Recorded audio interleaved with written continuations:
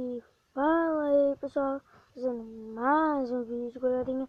E hoje estarei fazendo aqui um vídeo para vocês.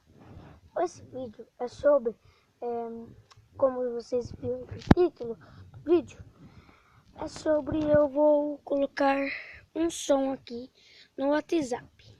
Ó, primeiro galera, vocês vão ter que baixar esse tal de CDG. Eu que se baixar esse tal de ZDG aqui, ó. Vocês vão entrar, né? Nele. Aqui, ó. Papel de parede, toques de celular. Vocês vão... Nossa. Oh, não, você não aceita isso daqui não, galera. Vocês colocam em voltar aqui. Aí vocês vão aqui. Notificações. Olha, tem um monte, ó.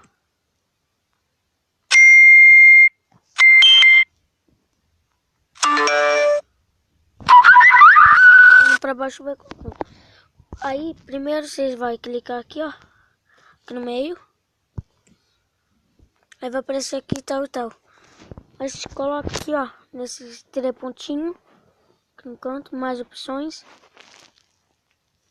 Vocês clicam ali no canto, é abaixar. Aí depois de abaixar, galera, vocês vão sair. Vai no seu WhatsApp. Vou colocar aqui meu pai aqui, ó. Vou colocar meu pai aqui, galera, ó. Meu pai, né? Vou colocar aqui, ó. Pra vocês colocar o som, vocês vão clicar aqui, ó. Onde que tá aparecendo aí, ó. Pai Adilson, que é meu pai. Vocês clicam ali. Vai aparecer aqui, ó. Vocês colocam notificações personalizadas. Clica aqui, ó, vai estar assim, galera. Não dá pra você colocar nada. Vocês colocam aqui, ó. Aqui no canto. Sim. Aí vai aparecer som de notificação. Aí você escolhe uma ação. Aqui, ó, ZDG. Aí você espera.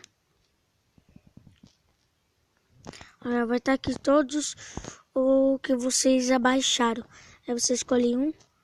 O do meu pai, olha o problema. Não é nada, tem esse. Olha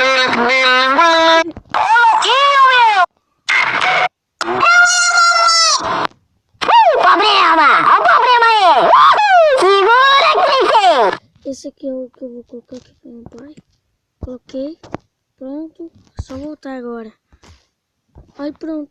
Aí quando alguém te mandar alguma mensagem, vai mostrar o negócio que você colocou. Tá, galera?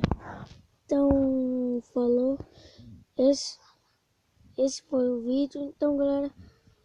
Falou.